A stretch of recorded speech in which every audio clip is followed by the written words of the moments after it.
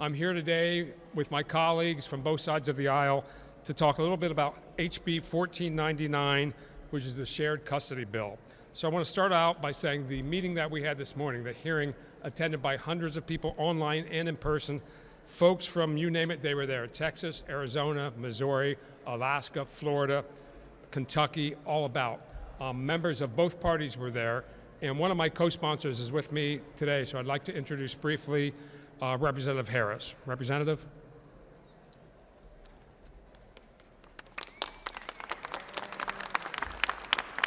Thank you, co-sponsor, sponsor bill, Representative Flick. You know, the sign says it both. Kids need both. You know, both parents are essential to raising their children, especially everything that's going on now in society. I think fairness and a child being raised by both parents, you know, as long as both parents are you know what I mean, kind and thoughtful of their children. So this legislation, I think, is essential, is needed, and it's a long time coming. Thank you. Rep. Harris. Thank you very much. Thank you, Rep. Harris. Greatly appreciate it. Also with us today is Representative Cooper, who has turned into my one very, very best friends here in the House of Representatives. I've only served here for not even 3 years, so I'm not just new to the House, but I'm completely new to politics. My background was not as a lawyer. It was not as a politician or political science. I grew up on a farm, and I started my own private business until I went through the family court system. Once I went through that and was destroyed, I went to my state rep. I asked for changes. I was not happy with the answer he gave me. So by the grace of God, I ran and I won by just a few votes. So thrilled to be here. And I immediately started on this bill. Passing a bill in any state, any of the 50 states, is quite an accomplishment and quite a task to do. Here in Pennsylvania, a little more difficult than anywhere else, because of course we have a House of Representatives that is Democrat, a Senate that is Republican, and a governor that is Democrat. So to weave through that is really amazing. However, I wouldn't believe all the stuff out there. We've been working with Representative Harris and the other side, and Representative Cooper, and I started something called Meet Me in the Middle Caucus, which brought both parties together, 28 Democrats, 22 Republicans.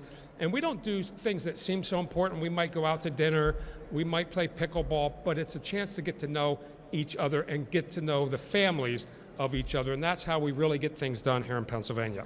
So I'd like to start off just by introducing Jeff Steiner. Jeff is the executive director of the Dad's Resource Center in State College and is also the administrator of the Greater Family Father Involvement Campaign. Jeff is here today to share his thoughts on HB 1499. Jeff.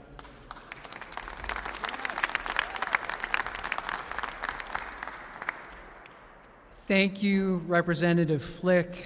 And it must be said that for an issue, a matter this important, Representative Flick is truly an incredible leader on this. He's been tireless in his advocacy and his work and his outreach to his colleagues. And we are fortunate to have him at the lead on this. And I'd ask that everyone here give Representative Flick a big hand.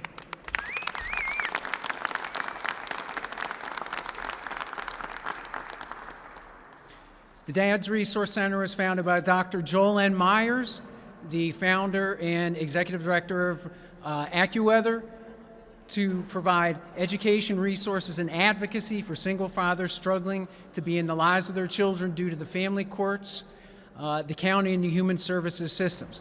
Our focus is on fathers because more often than not, they face many biases, many barriers, and have great difficulty when families are separated. According to the Ann E. Casey Foundation, 1/3 of Pennsylvania children are growing up in single-parent households. That is 833,000 children. Now, a lot of people work that out, but when they don't, they come to our family courts to be able to have them work them through these types of issues. And the courts, everyone means well. The judges, the attorneys, the social workers, but the courts just are not working for children. Court cases drag on for many years. People are spending tens, hundreds of thousands of dollars. The children are kept in limbo for many, many years. We have the factors, but we don't have that one main guardrail or that one touchstone that the judges need to have in order to be able to start this process off properly. And that process would be 50-50 shared custody. And so that's what we're working for. That's what we're all here for today. And this isn't about us. This isn't about me. This is about getting this done. And what I would just say to everyone is, in order to achieve great things on big social issues like this, you need to rally behind your leader. And so we all need to be able to keep going to Representative Flick, who answers, he talks to everyone, he goes anywhere to work on this. And there's a football term going right now, a big play that everyone talks about a lot, and it's called the tush push, right? And so I'm asking everyone here today, we need to huddle up. We're at about the 50-yard line. He's got it teed up. He's ready to get it there, but we got to do about 10 more tush pushes. So we all need to get behind Representative Jamie Flick and get this done. Thank you very much. Thank you, Jeff. I also want to welcome Representative Craig Statz, who joined us today. If any of you had ever met any of Representative Statz' kids, you would know what a phenomenal father he is. So, Craig, thank you for being with us today. So next up, and what we've assembled today on such short notice, and the hearing we had today, the hearing was from, again, folks from Texas, from Florida, from Kentucky, from Missouri. So next up, I'd like to introduce Teresa Sneed. Teresa stands as the founder, president, and CEO of National Family Justice. This transformative nonprofit organization is dedicated to safeguarding children, revolutionizing family courts, and fortifying families across the United States. With an unyielding commitment to justice and to child welfare and to constitutional parental rights, Teresa passionately leads NFJ's mission to create trauma-informed systems that prioritize the safe shared parenting and enhance the well-being of all families. Teresa Sneed, please.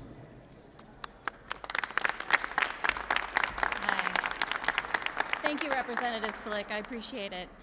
So yesterday when I was flying in, I was actually on the flight with a young woman from Pittsburgh, and I had a jacket on with our logo, and she asked me about it, and she asked me what I was doing in Pennsylvania, and I told her, and she says, "Oh my gosh, I wish that would have happened when my parents were going through this when I was a child." And for about 2 hours, we sat and talked about her childhood and the conflict, and it actually led to alienation, and she didn't have anything to do with her dad for many, many years. And now as an adult, she's reconnected with her father, and unfortunately, she's estranged from her mother now. So she told me that she firmly believed that this bill, had it been introduced and passed when she was a child, would have saved her a lot of trauma, a lot of tears, and a lot of hours and days and months and years away from her father, because that was a gap in her childhood and in her life that she still mourns. And so these are the children that Representative Flick is trying to help with this bill. And that's why I'm here today to support that, because here at National Family Justice, we get about 300 requests for assistance each week. About 80% of those are fathers, and the stories are very, very similar. Good dads, maybe they didn't pick up at school because of, their job schedule, and mom picked up at school, and then the judge is saying, well, we want to keep this consistent, so we're going to leave the kids with mom. And that's not all judges. There are some amazing judges out here. At the hearing, we heard from Judge Micah Pence. She is from Kentucky, where they were the first state to pass shared parenting. And I learned a lot from watching her videos and studying what Pennsylvania had done. And there's a lot of other advocates out here today that have been working tirelessly for years to make sure that this can happen in all 50 states, so that children, like the young lady I met on the airplane, doesn't have these regrets later on in life, doesn't have those missed years with a parent, whether it's a mother or a father. This bill is vital for Pennsylvania families, and the children who will grow up one day and have their own children. And could just as easily be embroiled in the family court system fighting over custody because they don't start out with an equal footing. There's no even playing field, and this is what Pennsylvania needs to help protect their children. Because children that grow up without specifically a father are statistically at a disadvantage in almost every way we can fathom. And that's not something we want to continue. We want to stop it now and build a better future for these children and their children. Thank you, Representative Flick. Great. Thank you, Teresa. Thank you so much. And all of our testifiers today, at their own expense, flew in last night, again, from all across the nation, as far away as Alaska. So also joining Rep. Harris and Rep. Cooper and Rep. Stats with me today at the top of the steps are Rep. Watrow, Rep. Olsummer, Rep. Pugh, Representative Fritz, and Representative Rankovich. So thank you all for being here this morning, or this afternoon. So legislation takes a long time to pass. When I first became a rep 2.5, almost 3 years ago, I met with my senator, Senator Gene Yaw, very powerful senator, told him about my bill, and he goes, I think you have a good shot at getting that done within 8 years. And I thought he was joking. I'm now on year 3, but when I first started working on the bill, I looked around at Kentucky, where it first got started. I looked around at other states, and I saw there was something going on in Missouri. So I reached out to our next speaker, Mark Ludwig, and I flew to Missouri. Mark, I think it's been a little over 2 years ago, October of 2 years ago, and got to celebrate the passage of a 50-50 bill in Missouri with Mr. Ludwig. So Mark is the executive director of Americans for Equal Shared Parenting and was extremely involved in getting legislation passed those 2 years ago in Missouri. He is a tireless advocate and travels the nation talking about shared parenting. Mark, if you would, please.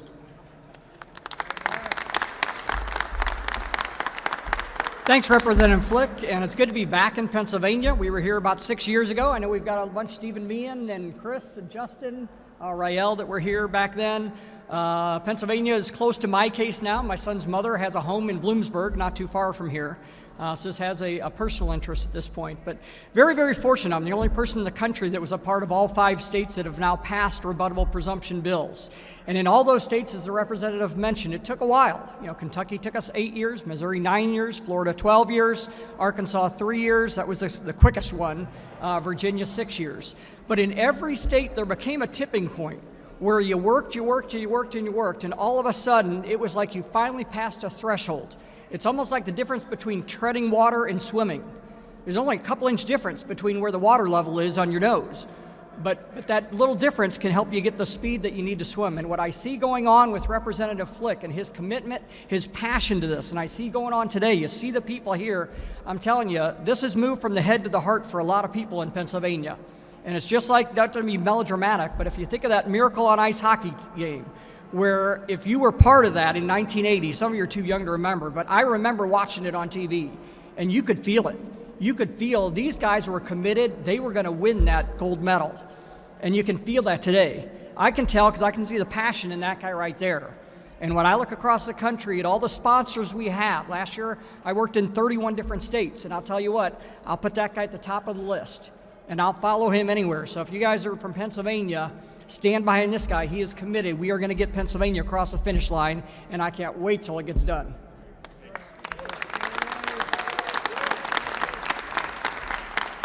Thank you, Mark. Thank you very much.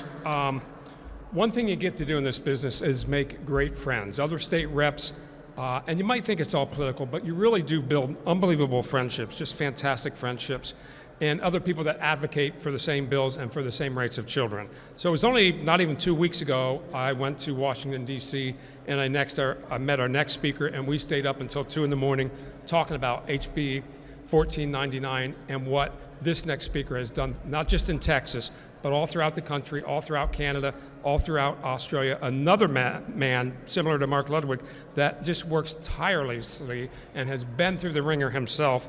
So please welcome Robert Garza.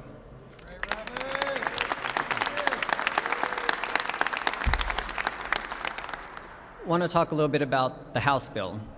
Pennsylvania families have been walking into courtrooms for years and coming out broken, confused, silenced. Decisions are made without explanation. Children are torn from parents with no clear reason, and the people who suffer are the ones caught who can't fight back. House Bill 1499 is the line in the sand. Enough is enough. 1499 demands what should have been required all along: evidence, clarity, accountability. If judges changes the life of a child, there must be an explanation. No more secret decisions, no more unexplained rulings, no more families begging for answers while the system hides behind silence. This bill puts the focus on where it belongs, on the child. Children thrive when they have real, meaningful time with both parents. 1499 makes equal parenting time the starting point because that's what stable families look like. The old labels of winners and losers, custodial versus non-custodial, have destroyed families for decades, and they end here. The bill replaces them with shared responsibility and shared parenting whenever it's safe and appropriate. 1499 forces the system to do what it has failed to do for far too long. Put the child first. It brings structure where there has been chaos. It brings truth where there has been confusion. And it brings accountability to a system that has never been asked to answer for its decisions. A good parent does not weaponize a child. A good parent supports their child's needs for both parents. Parenting is not about control. It's not about punishment. It's about presence, peace, and putting the child first every single time. We cannot have a strong nation without strong families, and that's what this bill does.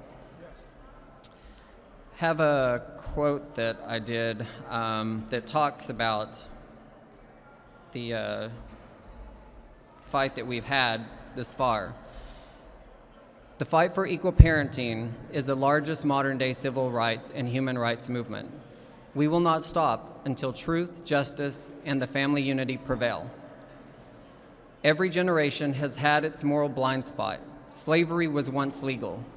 Women were once denied the vote. Civil rights were once denied to people based on skin color. Millions were silenced in the Holocaust while the world turned away.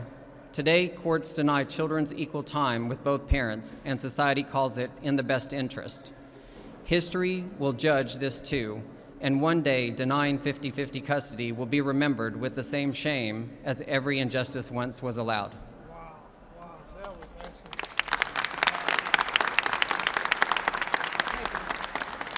Thank you, Robert. We have one more speaker, but before I get to that speaker, the advocates and having other state reps and senators and from both sides of the aisle are so critical, and these reps are so important. But we pale in comparison to the parents. The parents are the ones that came today by the busload and tuned in from all over America, but really in the Commonwealth of Pennsylvania. So if we could applaud ourselves for all the moms and dads that stand behind me. And if you continue to stand behind me, I promise you I will continue to stand behind you. We will get this passed. So my next speaker, again, I just met last night, and everything has a starting point. As Mark Ludwig had mentioned, it's passed in roughly 5 states. The first state was 2018 in Kentucky, and that is now our benchmark. We have 8 years of data that prove what has happened in Kentucky with equal shared parenting has just turned into complete success. So next with me today, again, is where it all started in Kentucky. Judge Pence was sworn in as the youngest and first female judge in the 43rd Circuit after 10 years of practicing family law. I can think of nobody better than Judge Pence to talk about this today. Thank you, Judge.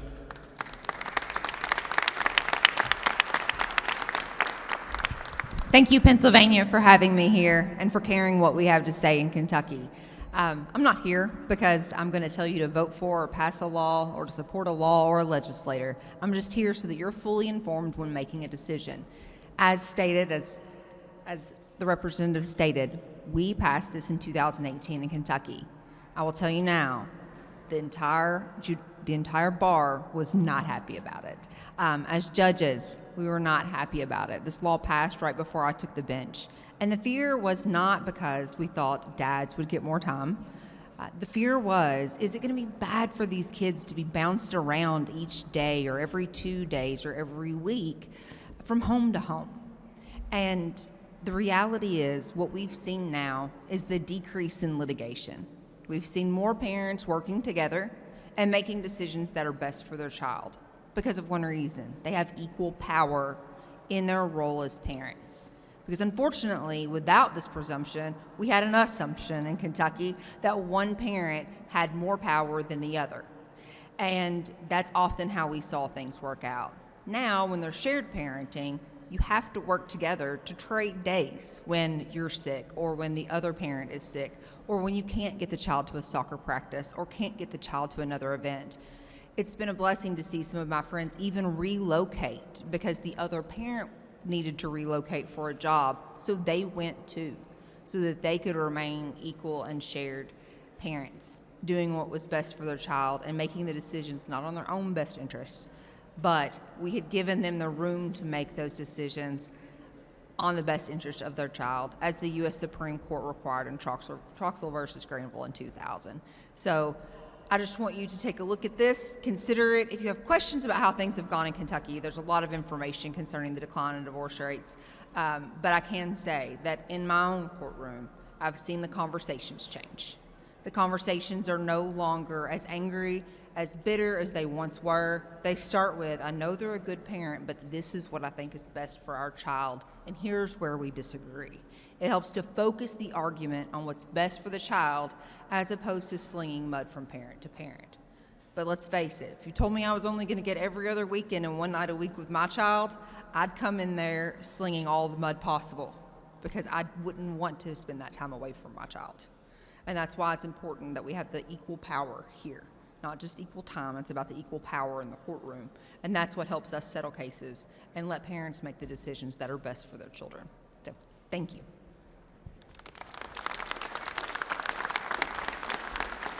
Thank you, Your Honor, and I am certainly honored to have you here today. And for all of the ones that spoke today, I can't thank you enough for coming here to our state capitol in the Commonwealth. We're also joined by Representative Tim Twardzik today, so Tim, thank you for being here. Appreciate you. And this is how a bill gets passed, right? Sometimes when we have hearings like we did this morning, we almost have to fake it. There's 8 state representatives up there, we're done with the hearing, and we say thank you for all attending, and it's just the cameraman sitting out there. Today, again, hundreds of you, standing room only, on the floor, and again, I don't know how many online, but we will continue this fight. What today, by everybody behind me being behind me, is an unbelievable boost to push this forward. So we look forward to working with the Bar Association. We look forward to reaching across the aisle again. We've had 2 pieces of legislation passed since June that involve custody, so we know that the governor's on board with things like this. So I will just close by saying to the children, we love you and we're going to keep fighting for you. Thank you.